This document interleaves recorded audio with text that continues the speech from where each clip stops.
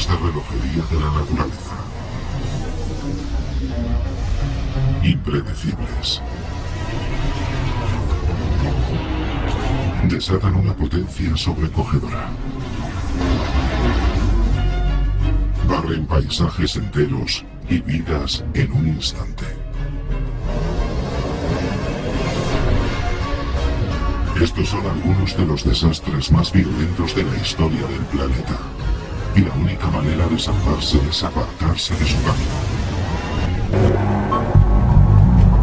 El mundo se está calentando. Los 12 años más cálidos jamás registrados han tenido lugar desde 1990. Y las consecuencias de este calentamiento global podrían ser devastadoras. Algunos científicos pronostican huracanes más potentes y frecuentes. Más incendios forestales. Un aumento de la desertificación y más sequías, mientras el dióxido de carbono en la atmósfera alcanza niveles récord. Uno de los efectos ya visibles es el deshielo de los glaciares. Y los últimos datos indican que está sucediendo con mayor rapidez de la que los expertos habían previsto. ¿Cómo van a cambiar los glaciares las vidas de estos niños de 9 años en el futuro?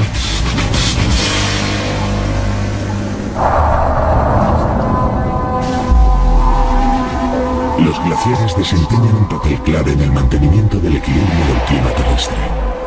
Están en todos los continentes, cubriendo casi 15 millones de kilómetros cuadrados de la superficie terrestre. De todo el hielo de los glaciares de nuestro planeta, representado por estos cubos, más del 90% se encuentra en la Antártida. Aproximadamente el 8% está en Groenlandia. El 0,7% se encuentra en los glaciares de Norteamérica, Asia y el resto del mundo. Y el 0,1%, 16.000 kilómetros cúbicos de hielo en Alaska, donde el retroceso de los glaciares es más evidente y dramático.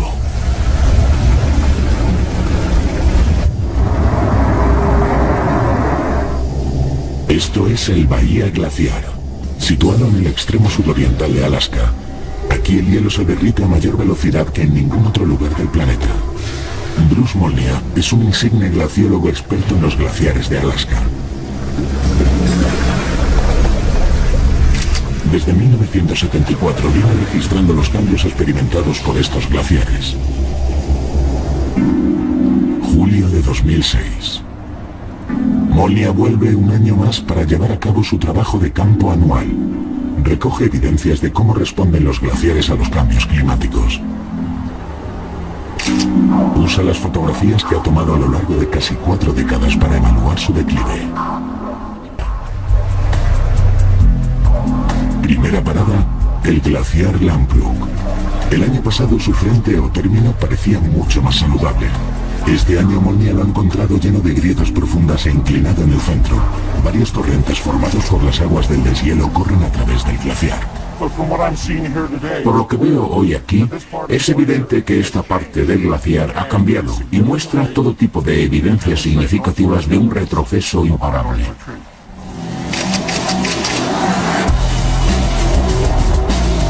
Tras visitar algunos glaciares más, Molnia llega a uno que ha experimentado uno de los retrocesos más inquietantes de Bahía Glaciar.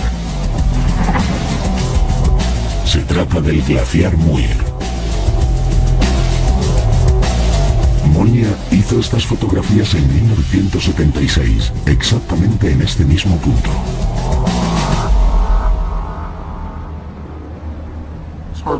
Cuesta creer que sea el frente externo del mismo glaciar. No podría relacionar las dos imágenes. El cambio es evidente. En 25 años y debido al cambio climático, el glaciar Muir ha pasado de ser la atracción número 1 a ser el vestigio de un glaciar. Molnia baja a tierra. De cerca es aún peor de lo que había pensado. Dos grandes corrientes atraviesan el glaciar, indicando un deshielo sustancial. Los témpanos que bajan saltando por el canal de agua proceden de la parte inferior del glaciar.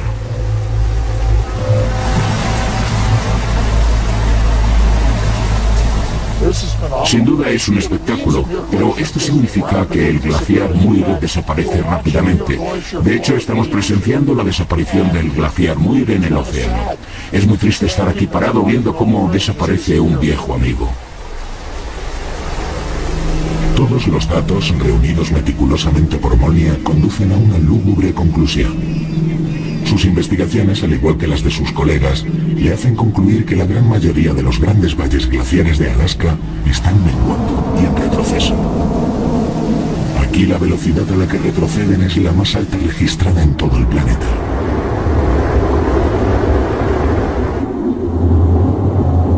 La gran mayoría de los glaciares alpinos del mundo comparten el mismo destino fatal. Más del 98% están retrocediendo. Los científicos calculan que el deshielo de todos los glaciares alpinos provocaría un aumento en el nivel del mar de aproximadamente 30 centímetros, algo que podría ocurrir en los próximos 100 años.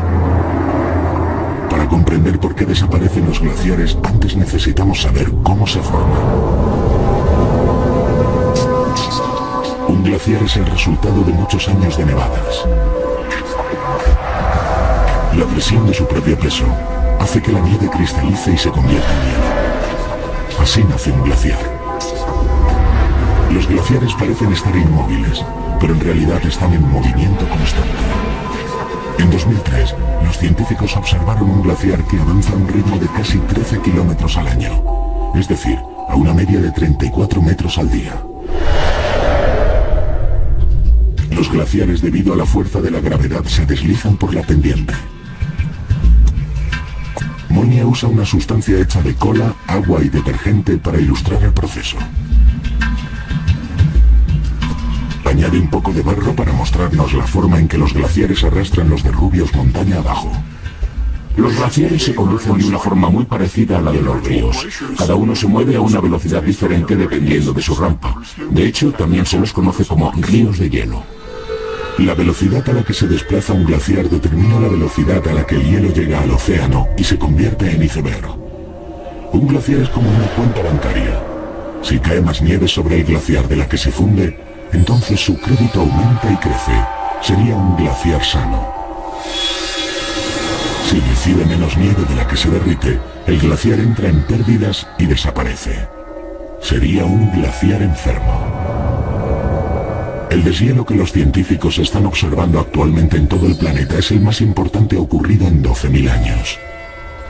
Una de las razones por la que hay tantos glaciares enfermos hoy en día tiene que ver con la temperatura. La temperatura global media se ha incrementado 1 grado centígrado a lo largo del último siglo. Pero el incremento de la temperatura no ha sido uniforme en todo el planeta. El calentamiento global no es tan sencillo como puede parecer. El calor circula por todo el globo, desde el ecuador a los polos, a través de las corrientes oceánicas y de los frentes atmosféricos. Es como intentar calentar una habitación vacía. Encendemos el fuego y esperamos que el calor caldee el aire. La temperatura es diferente en toda la habitación. El aire cálido asciende, por lo que el techo se calienta más que el suelo. Las esquinas se calentarán más lentamente debido a que el aire cálido no llega hasta ellas con tanta facilidad. También resulta más sencillo calentar un lugar frío que uno caliente. Si aportamos calor a un clima frío, su temperatura se elevará rápidamente. Cuanto más cálido sea un lugar, más energía perderá, por lo que es más difícil elevar la temperatura en un lugar cálido que en uno frío. Y existe otro elemento en juego. La Tierra se calienta más rápido que el agua. El océano necesita mucho más calor para calentarse que la Tierra. Las olas mezclan constantemente las aguas superficiales con las aguas más frías de las profundidades. Cuando la superficie terrestre se calienta, parte de ese calor se transmite al suelo, pero la mayor parte va al aire. Dado que el hemisferio norte contiene la mayor parte de la masa terrestre del planeta, las temperaturas aumentan más deprisa en el norte que en el sur. Así, en el último siglo, la temperatura en el Himalaya se ha incrementado en 0,5 grados centígrados. En Alaska, la temperatura media ha aumentado 2 grados centígrados en la mitad de tiempo. Uno de los mayores incrementos de temperatura se ha producido en el extremo del hemisferio norte, en el sudeste de Groenlandia. La temperatura media se ha incrementado espectacularmente, 3 grados centígrados en tan solo 20 años. Después de la Antártida, es Groenlandia donde se encuentran la mayoría de los glaciares continentales que aún existen en el planeta. El 8% de estos cubos, que representan todos los glaciares del mundo, se encuentran en Groenlandia. Con aproximadamente 1.800.000 kilómetros cuadrados, el glaciar continental de Groenlandia tiene una extensión similar a la de México. Aquí hay tanto hielo que si se derritiera todo provocaría un aumento en el nivel del mar de 7 metros. También aquí los científicos están empezando a descubrir la magnitud del deshielo. En 2006, los científicos usaron satélites para calcular la velocidad a la que avanzaban los glaciares de Groenlandia. Los resultados fueron sorprendentes. En 1996, los glaciares de Groenlandia perdieron casi 91,5 kilómetros cúbicos de hielo. En 2006 perdieron algo increíble, 220 kilómetros cúbicos. La velocidad de deshielo en Groenlandia se había doblado en tan solo 10 años. Los científicos han descubierto que los glaciares no solo se funden, también se mueven a mayor velocidad. Están atrapados en un círculo vicioso. A medida que los glaciares se calientan y derriten, el agua se acumula en la superficie y se filtra hasta llegar a la roca madre. La fina capa de agua que se forma actúa a modo de lubricante, por lo que el glaciar se desliza sobre la roca con mayor facilidad y velocidad. Es como patinar sobre hielo. Conforme el patinador se desliza por la superficie, la cuchilla derrite el hielo formando una fina capa de agua. Al igual que ocurre con el glaciar, ese lubricante facilita el movimiento de la cuchilla por el hielo. Pero Groenlandia no es el único lugar donde los glaciares están acelerándose. El casquete de hielo de la Antártida contiene 29 millones de kilómetros cúbicos de hielo. Existen nuevas evidencias de que aquí también se está produciendo una aceleración. El deshielo total provocaría un aumento en el nivel del mar de 70 metros, cambiando la Tierra tal y como la conocemos. El calentamiento global está derritiendo los glaciares de todo el mundo. La consecuencia, el aumento del nivel del mar. ¿Afectará pronto este fenómeno a nuestras vidas? Para los científicos, la complejidad en la forma en que los glaciares responden al calentamiento global significa que no hay respuestas sencillas. Pero algunos hechos dramáticos en el continente más remoto del planeta les han proporcionado algunas pistas nuevas. Más del 90% de estos cubos, que representan el hielo de todos los glaciares del planeta, están en el continente de hielo, la Antártida. Con una extensión similar a la de México y Estados Unidos juntos, la Antártida contiene más de 29 millones de kilómetros cúbicos de hielo. Las placas de hielo que hay aquí se cuentan entre los glaciares más grandes del planeta. El glaciólogo austríaco Helmut Roth fue testigo de un hecho que cambió la idea que tenían los expertos acerca de la velocidad a la que un glaciar puede fundirse.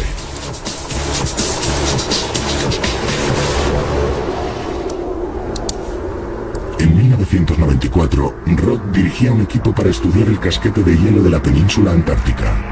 Esta región ha experimentado un incremento de la temperatura media de 2,5 grados centígrados en los últimos 50 años.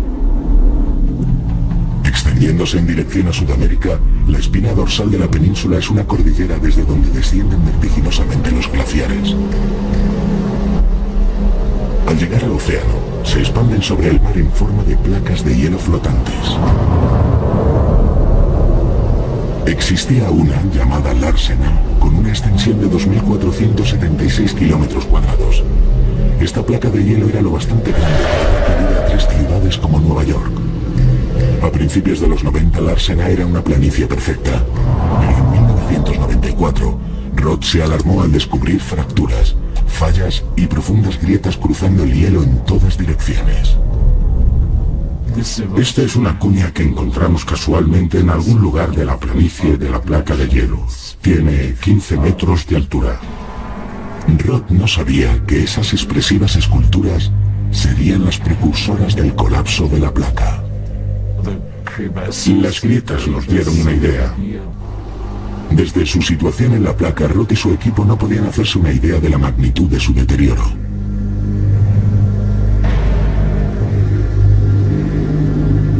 Las altas temperaturas habían provocado el deshielo de la superficie. Las áreas azules en esta imagen de satélite muestran cómo el agua se acumula en las llamadas charcas de deshielo en la superficie de la placa. El agua, producto del deshielo, se filtra a través del hielo debilitando su estructura.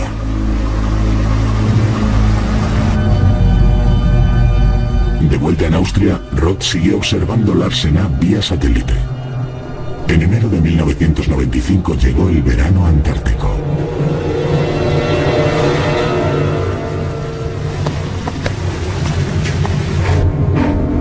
Roth vio cómo se rompía la placa de hielo en miles de pequeños icebergs.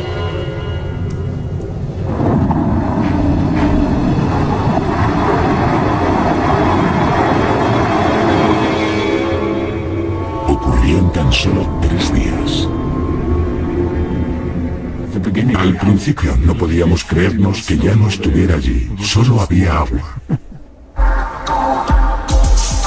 David Bohm, miembro del Centro Nacional Antártico del Reino Unido, es uno de los expertos más destacados del mundo en el hielo del Ártico. Ha elaborado una teoría sobre cómo y por qué se desmoronó la placa de hielo de una forma tan dramática.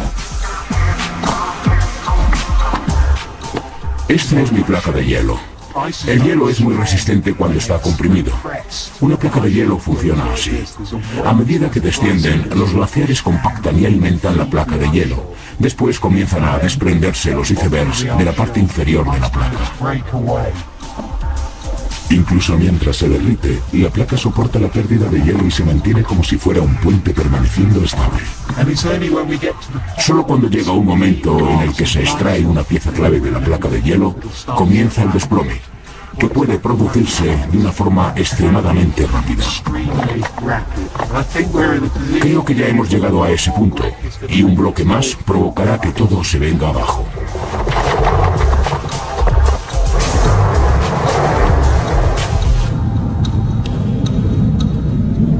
Investigaciones recientes atribuyen directamente el desplome de Larsen a las emisiones de dióxido de carbono y al calentamiento global. Los científicos no esperaban que el colapso de Larsen A aumentara el nivel del mar. El hielo a la deriva desplaza un volumen de agua igual al volumen de hielo que contiene. Pero una década después, las consecuencias del colapso del deshielo de una placa de hielo vecina aumentarían el nivel del mar. Larsen A tiene un hermano gigante. Con una superficie aproximada de 3.367 kilómetros cuadrados, Larsen B es casi tan grande como Rhode Island en Estados Unidos. En enero de 2002, tras un verano inusualmente cálido en la península antártica, Larsen B también se desintegró.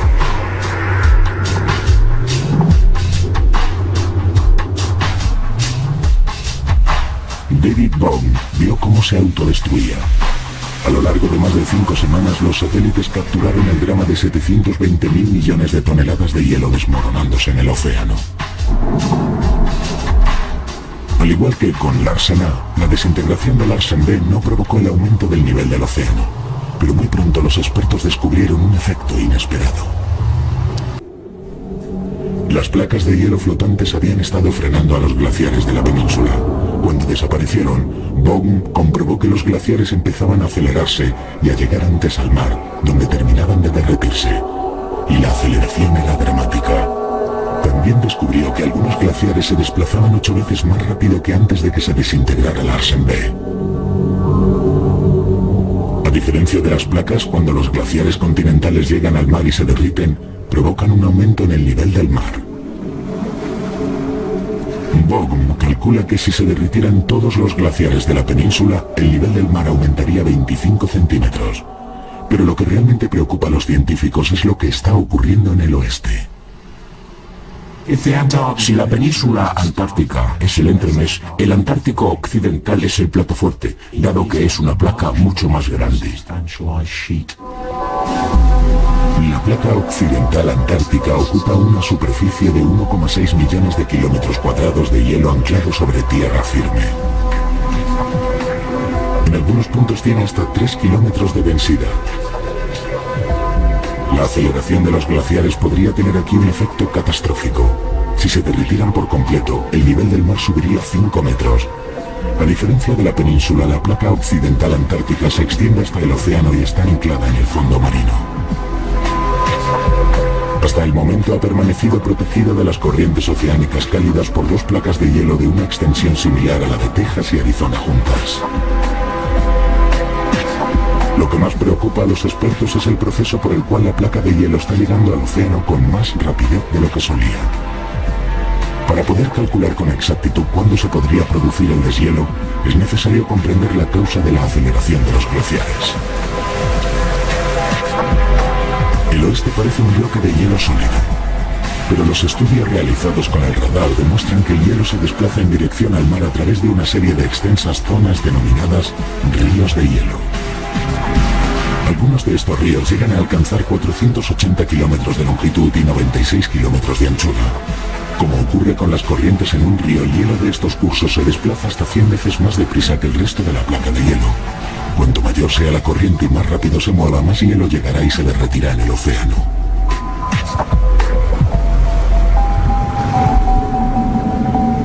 Los científicos usaron los datos de los satélites para calcular la velocidad de los ríos de hielo del occidente ártico, pero sus investigaciones se centraron fundamentalmente en las grandes placas de hielo, hasta que en el año 2003 se produjo la gran sorpresa.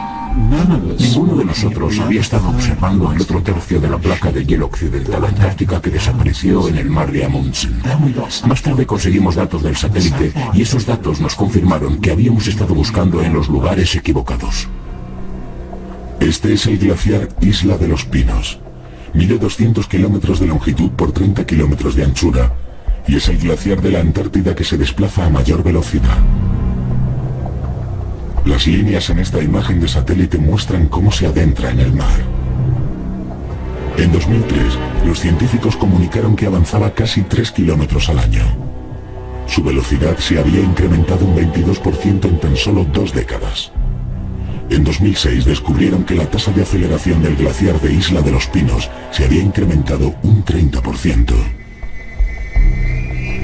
Los científicos desconocen si proseguirá incrementándose de esta forma drástica su velocidad. Pero el 10% de la placa de hielo occidental antártica alcanza el mar a través del glaciar de Isla de los Pinos. Un nuevo incremento en su velocidad podría tener consecuencias definitivas para toda la placa de hielo y por consiguiente para el aumento del nivel del mar. Si toda la placa occidental se derritiera, el nivel de los océanos subiría 5 metros. Estos últimos datos preocupan enormemente a Bogan. No hay ningún dato que me permita descartar la idea de que la placa de hielo occidental ártica sea vulnerable al cambio climático a largo plazo, y en los próximos siglos podría producirse un aumento dramático del nivel del mar.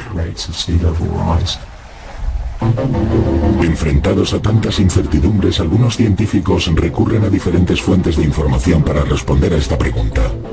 ¿Cuándo afectará el deshielo a nuestras vidas? En lo más profundo de los glaciares continentales de Groenlandia y la Antártida pueden encontrar algunas pistas. ¿Está en el pasado la clave del futuro?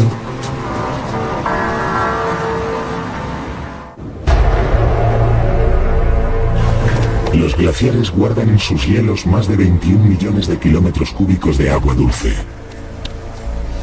Si todo ese hielo se derritiera, el nivel de los océanos se elevaría más de 75 metros.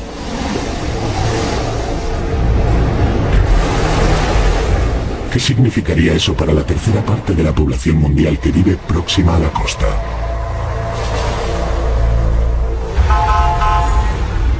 Este es el edificio Flatiron, uno de los iconos de Nueva York. Tiene 21 pisos y mide 87 metros de altura. Si solo se fundieran los glaciares alpinos, el nivel del mar aumentaría aproximadamente 30 centímetros. Si usamos el Flatiron como una enorme vara de medir, esto es lo que sucedería. A medida que progresara el deshielo, Groenlandia aportaría 7 metros. Y la placa de hielo occidental antártica 5 metros. El edificio Flatiron quedaría inundado hasta la tercera planta. Los científicos han calculado la cantidad exacta de agua implicada, pero para saber el cuándo, necesitan buscar en el pasado.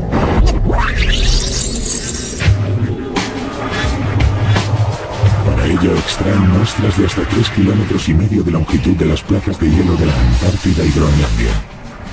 Los núcleos de hielo han aportado a los científicos algunas visiones sorprendentes sobre cómo era el clima en el pasado. Aproximadamente hace 11.500 años el clima del planeta sufrió cambios abruptos. Algunos cambios fueron considerables y muy rápidos, y algunos se produjeron en menos de una década. En el Laboratorio Nacional de Núcleos de Hielo de Denver, Colorado, se guarda una colección de núcleos de hielo. El Dr. Richard Ailey, glaciólogo de la Universidad Estatal de Pensilvania, busca respuestas en el hielo. En compañía de su equipo analiza los núcleos de hielo del Antártico Occidental. Ailey quiere saber cómo afectaron en el pasado las temperaturas al movimiento de las placas de hielo. Un desplazamiento más rápido indica un incremento en la velocidad del deshielo. Utilizando el llamado estado Rixby, Ailey proyecta un haz de luz a través de 2 filtros polarizados sobre una sección del núcleo. Los cristales de hielo individuales aparecen con diferentes colores. La profusión de colores de los cristales están dispuestos en direcciones distintas. Eso retrasa el desplazamiento del hielo. Si todos los cristales tuvieran el mismo color, significaría que estaban alineados y por lo tanto el hielo se desplazaría a una velocidad mayor. Si todos los cristales señalaran en esa dirección, iría muy rápido. La temperatura del hielo es crucial. A medida que se caliente con el aumento de las temperaturas, se desplazará con más facilidad. A continuación, Ailey coge una sección de un núcleo del año 1000, donde los vikingos descubrieron el Nuevo Mundo. Examina las burbujas atrapadas en las capas anuales del núcleo.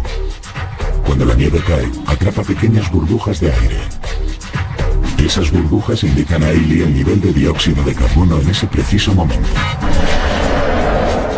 Los científicos cuantifican los diferentes isótopos de oxígeno para calcular la temperatura que había cuando las burbujas quedaron atrapadas en el hielo. Este registro de cambios glaciares del pasado proporciona a los científicos una nueva perspectiva sobre cómo se comporta la placa de hielo a diferentes temperaturas globales. Estos y otros datos acerca de la placa de hielo se introducen en un programa informático para ayudar a los científicos a predecir el futuro. La escala temporal prevista para el colapso es de 1000 años. Pero algunos científicos creen que los últimos descubrimientos en la Antártida y Groenlandia indican que el deshielo y el consiguiente aumento del nivel del mar podrían tener lugar mucho antes.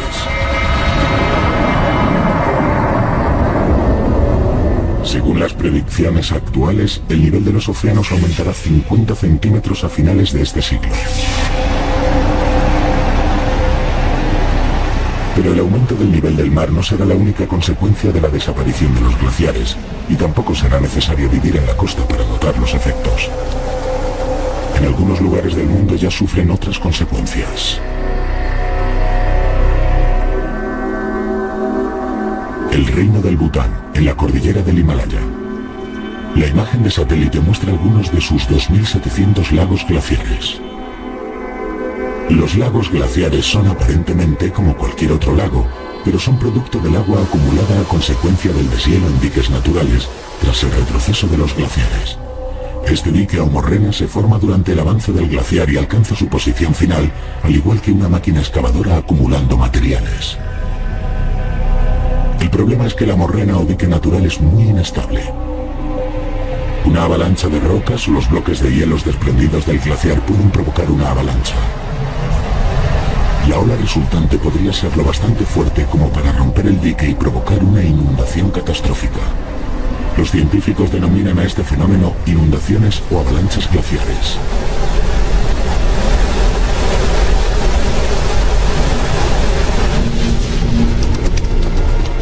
...7 de octubre de 1994... Aldea de Punaka.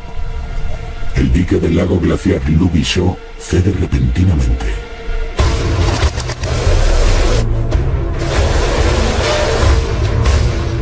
Lanza 18 millones de metros cúbicos de agua al río Ochu, que viajan 80 kilómetros río abajo.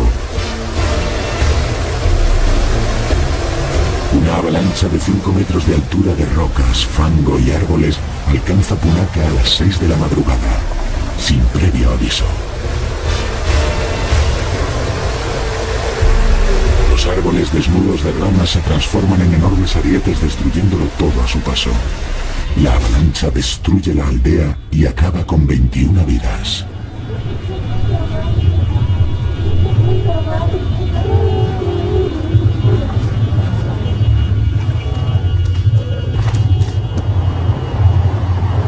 El Dr. John Reynolds es un glaciólogo británico que investiga las avalanchas del pasado para intentar predecir su posible frecuencia en el futuro.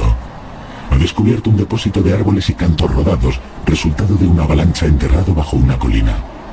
Reynolds no tiene ninguna duda de que en el pasado una avalancha de grandes dimensiones asoló la región. Parece que hemos encontrado los restos de un viejo tronco rodeado de todo tipo de materiales fluviales, como esos cantos puntiagudos diseminados por aquí. Hay muchos, y también hay grandes cantos rodados. Todo indica que hemos encontrado los restos de un antiguo depósito fluvial. Igualmente, sus investigaciones sugieren que las avalanchas glaciares son una amenaza cada vez mayor en el Himalaya. En el año 2010 calculamos que se producirá una avalancha al año.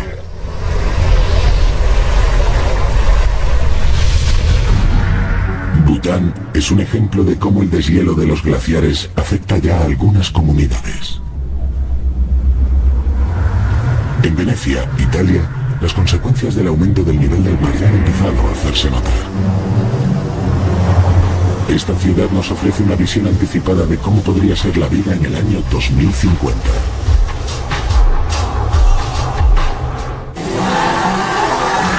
Estos son los niños de hoy.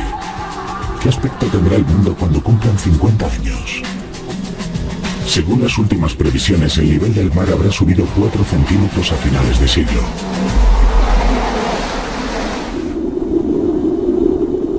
Venecia, Italia. Es un llamativo ejemplo práctico del impacto que el aumento del nivel del mar podría tener sobre una ciudad y sus habitantes. Venecia se alza sobre una serie de pequeñas islas dentro de una laguna en la costa adriática del norte de Italia. Laura Carbonien, especialista en geoestadística, investiga la historia y la secuencia temporal del aumento del nivel del mar en Venecia. Durante el siglo XX el aumento del nivel está bien documentado, pero para remontarse al pasado, hace 300 años, Carbonien usa una novedosa fuente histórica. Estos cuadros del siglo XVIII fueron creados usando una cámara oscura. Son tan precisos como una fotografía actual y muestran cómo hace 300 años los escalones y otros detalles estaban sumergidos. Están completamente destruidos. En tan solo 3 siglos, que no es un periodo muy largo, pero el impacto es realmente tremendo. Venecia ya está viviendo con 2 centímetros de agua de más, la mitad debida al aumento del nivel del mar y la otra mitad al hundimiento natural. Y eso no es todo. La plaza de San Marcos es el punto más bajo de la ciudad. Está a tan solo 6 centímetros sobre el nivel del mar. Unas 7 veces al año la marea inunda la plaza por completo, sumergiéndola bajo 1 metro de agua. Esas inundaciones hacen la vida muy difícil. Más de 85.000 personas han abandonado la ciudad en los últimos 100 años. Los venecianos que siguen aquí son verdaderos estoicos. Se ven obligados a abandonar los pisos bajos de sus casas y a subir las aceras de la ciudad. En el verano de 2006, las escalinatas del muelle de San Marcos tuvieron que ser levantadas 20 centímetros.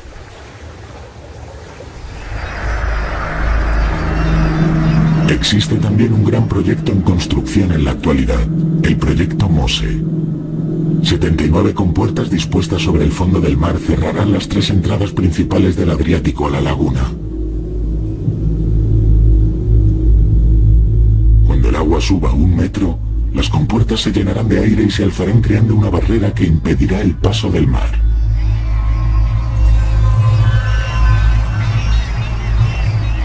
¿Es la ingeniería la solución para un aumento del nivel del mar de 30 centímetros? El geógrafo Dr. Paolo Piraccioli tiene sus dudas. Piraccioli ha calculado que incluso con las compuertas en funcionamiento, un aumento adicional de 30 centímetros en el nivel del mar, en combinación con una tormenta en el momento de marea alta, provocaría una inundación devastadora de la ciudad de hasta 2 metros. Piraccioli cree que la barrera ha quedado obsoleta antes incluso de haber sido terminada. Desde ese punto de vista es un proyecto obsoleto. Incluso la subida prevista para finales de siglo de 45 centímetros sería suficiente para poner a la ciudad de rodillas. El aumento del nivel del mar sería ya un grave problema, pero si a esto le añadimos una tormenta, el impacto sería aún peor debido al efecto denominado marejada ciclónica. Es como un muro de agua. Los fuertes vientos agitan la superficie del océano haciendo que el agua se acumule por encima del nivel habitual del mar.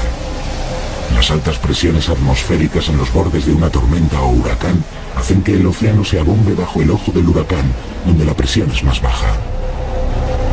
Estas marejadas pueden subir el nivel del mar más de 6 metros y formar frentes de 80 kilómetros o más, provocando inundaciones costeras realmente catastróficas.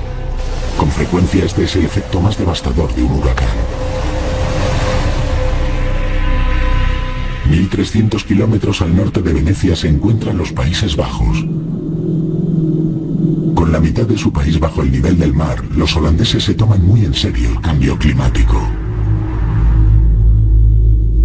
Si el nivel del mar aumentara 1 metro este siglo, como muchos creen que ocurrirá, así es como quedarían los Países Bajos. Casi la mitad del país, incluidas sus 3 ciudades principales, Ámsterdam, La Haya y Rotterdam, corren peligro de inundación si sube el nivel del mar. El país ya conoce por una amarga experiencia el poder destructor de una marejada ciclónica. En el recuerdo aún sigue viva la trágica tormenta de 1953, que provocó una ola de 3 metros de altura que desbordó los diques. 1.835 personas perdieron la vida. Los holandeses encontraron en la ingeniería la solución a futuras marejadas ciclónicas. El perfil de sus costas, con abundantes estuarios, facilitó la construcción de barreras artificiales para cerrar el paso al mar. El proyecto Delta representó un nuevo amanecer, una red de barreras, diques y canales de 14.700 millones de dólares. Muchos consideran a este dique, situado en la desembocadura oriental del río Escalda, la 8ª maravilla del mundo. Sus 62 compuertas forman una barrera de 3 kilómetros que domina el estuario. Se cierran cuando amenaza tormenta. Más al norte, la barrera Maesland protege a 1 millón de personas y al puerto de Rotterdam. Dominando de un extremo a otro, sus 2 imponentes compuertas blancas son casi tan largas como la Torre Eiffel de París. Las compuertas de 21 metros de altura están diseñadas para contener tormentas marinas de hasta 3 metros por encima del nivel habitual del mar. Pero por muy altas que sean las defensas, el nivel del mar sigue creciendo. Y no en todas partes es posible construir barreras artificiales.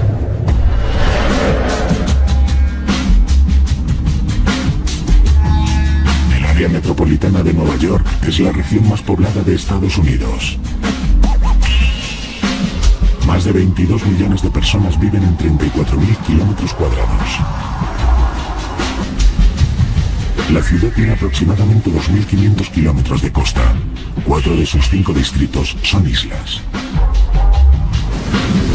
Tal vez los neoyorquinos lo ignoren, pero viven bajo la amenaza de las nor'easters, o tempestades de invierno, y de los huracanes en verano. Nicholas Cox, geólogo y profesor de la Universidad de Queens en Nueva York, investiga el impacto que los huracanes podrían tener sobre la región.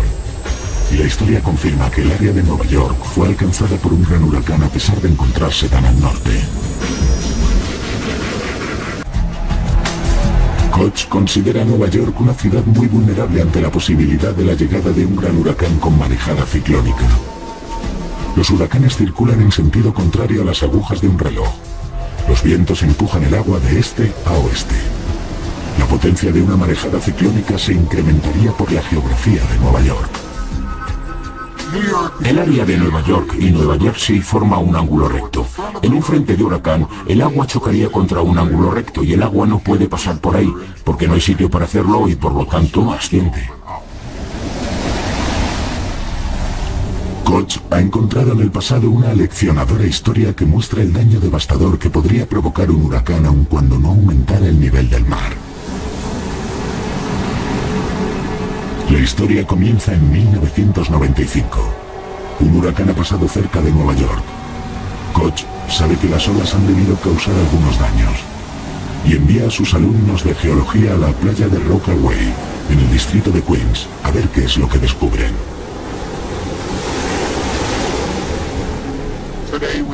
Hoy tenemos a la tormenta tropical Beryl enviando estas olas que han arrastrado la arena de la playa, dejando al descubierto los estratos que se ocultan debajo.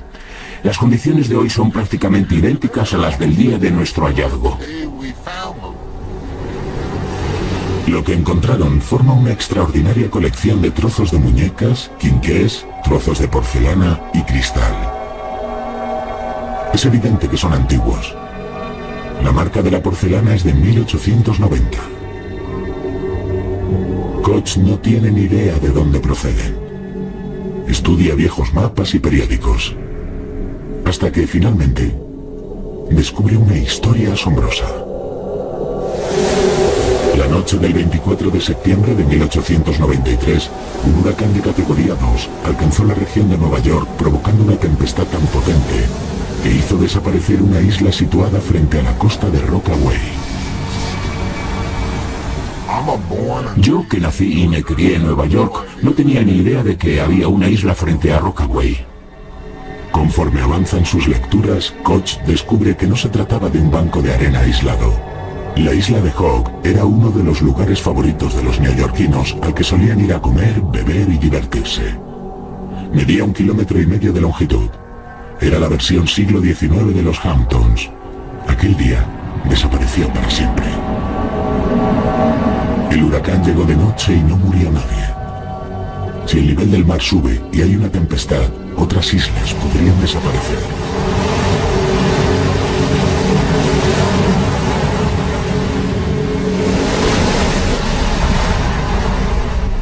Los científicos de la NASA calculan que en la ciudad de Nueva York el nivel del mar habrá aumentado entre 40 y 50 centímetros en el 2050. Si a eso le sumamos una marejada ciclónica, las consecuencias podrían ser unas inundaciones de dimensiones catastróficas. Y la evacuación de esta ciudad sería muy difícil, con millones de personas intentando salir. La doctora Cynthia Rosenzweig del Instituto Goddard de la NASA para Estudios Espaciales hizo esas predicciones en el 2006 y ha identificado las zonas claves de mayor riesgo. Muy bien, José. En marcha. Rosenzweig se dirige al Bajo Manhattan, el centro financiero del país.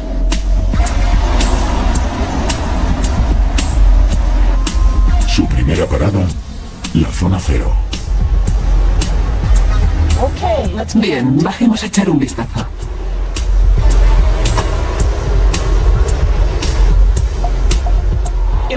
Demostró ser vulnerable el 11S y en nuestro trabajo señalamos otra forma de vulnerabilidad. En el pasado las marejadas ciclónicas inundaron esta misma zona. En 1821, un huracán de categoría 4 provocó una inundación de 4 metros de altura. Siguiente parada, el túnel Battery en Brooklyn. Estos túneles se han inundado en el pasado a causa de las grandes tormentas.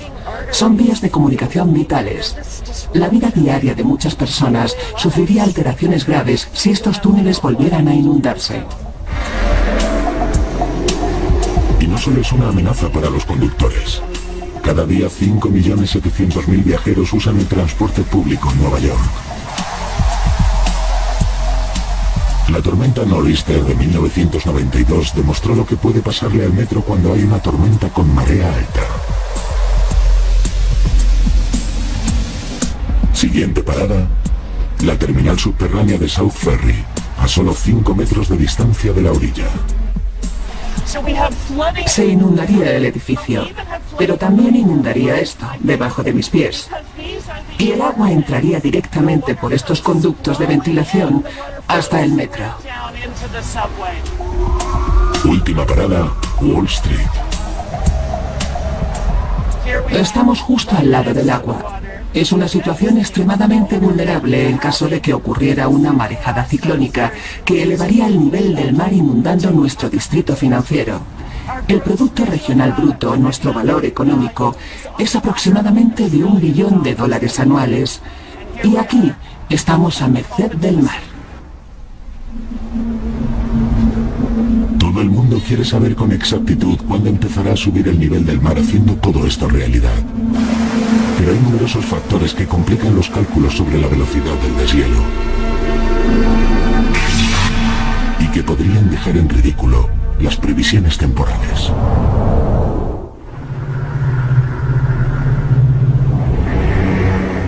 Los más destacados científicos tratan de responder a la gran pregunta: ¿cuándo se verán afectadas nuestras vidas por el deshielo de los glaciares?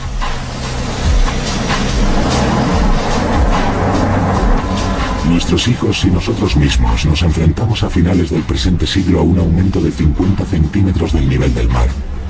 Pero existe otro proceso en marcha que podría hacer que esas predicciones resultaran ingenuamente optimistas. Se trata de un mecanismo de retroalimentación basado en el principio del albedo, según el cual los colores pálidos reflejan el calor, mientras que los colores oscuros lo absorben. El Dr. Richard Ailey, glaciólogo de la Universidad de Pensilvania, nos explica este principio usando coches y polos. Hace una bonita y soleada mañana en Denver, casi tórrida. Ya tenemos los polos y vamos a ver lo que pasa. El coche blanco representa la superficie terrestre cubierta de hielo. Refleja el sol y tiene por lo tanto lo que se denomina un albedo alto. El coche negro, la tierra o el océano, es oscuro, de forma que absorbe la energía del sol y se calienta de forma más rápida. Tiene un albedo bajo. Los polos representan a los glaciares que se derriten. En mi bolsillo llevo un reloj de los de toda la vida. Vamos a ver cuánto tardan en derretirse los polos sobre los coches. Vamos allá. Solo ha pasado un minuto y las gotas han empezado a caer como locas en el coche negro y solo un poco en el coche blanco. Vaya, prácticamente ya ha desaparecido el polo del coche negro. Aún queda un poco de polo.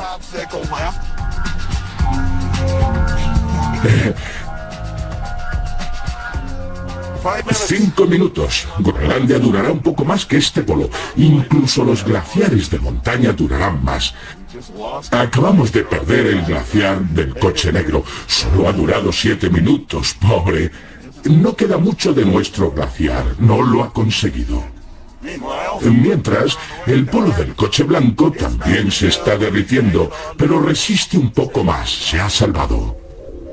El hielo no solo se derrite con mayor rapidez sobre el coche negro, al hacerlo provoca el efecto dominó.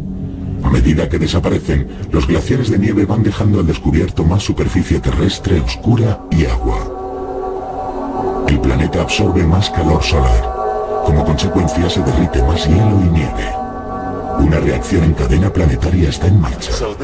Esto es un poco tonto, pero alerta sobre algo muy importante para el planeta. Si cambiamos las cosas provocando una subida en el termostato, eso causará que otros termostatos suban aún más. Y la espiral del deshielo será aún más rápida. Son estas complejas variables las que dificultan a la hora de hacer predicciones exactas sobre la desaparición de los glaciares. El Panel Intergubernamental para el Cambio Climático que Naciones Unidas publicó en 2007 asegura que el nivel de los océanos aumentará hasta 43 centímetros a finales de siglo. Pero esta predicción está basada en modelos informáticos que no incluían los últimos hallazgos sobre Groenlandia y la Antártida. Muchos científicos, a la luz de las últimas revelaciones, creen que el nivel del mar podría aumentar mucho más. Científicos de la Universidad de Arizona han calculado el impacto devastador que tendría en las costas de Estados Unidos un aumento de 1 metro en el nivel del mar. Esto es Nueva Orleans. En rojo aparecen las zonas más vulnerables a las inundaciones. En Florida, los Cayos, los Everglades y partes de Miami son propensas a las inundaciones marinas.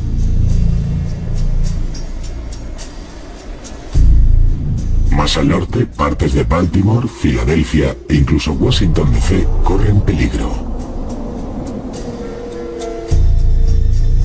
Esto es Nueva York, antes y después de que el nivel del mar aumente 1 metro. El color blanco indica la densidad de población. El Bajo Manhattan es una zona especialmente vulnerable. Pero a medida que desaparezcan más glaciares y la reacción en cadena comience, el nivel de los mares podría subir más en un plazo de tiempo más breve que el contemplado por las actuales previsiones. En el peor de los escenarios posibles, el nivel del mar subiría 75 metros a causa del deshielo de todos los glaciares del planeta. Los glaciólogos han recorrido un largo camino estos últimos 20 años. Los científicos se esfuerzan por intentar saber qué ocurrirá en los próximos 20 años y mucho después. Mientras luchan por descubrir cómo responderán los glaciares al calentamiento del clima, quedan aún más preguntas que respuestas. La Tierra es un planeta dinámico en constante cambio. Podemos ser los responsables de algunos de estos cambios y también de aceptar que, hagamos lo que hagamos, solo somos una parte muy pequeña de un sistema natural mucho más complejo. Los modelos climáticos predicen que cuando los niños que hoy tienen 9 años cumplan los 75, el termómetro marcará 3 grados centígrados más que hoy. El peor de los escenarios posibles imaginado por los expertos actuales podría resultar no alarmista, sino insensatamente optimista. Porque las evidencias demuestran que cuando el planeta se calentó en el pasado, el nivel de los océanos no subió 50 centímetros como predicen los científicos, sino 4 metros como mínimo sobre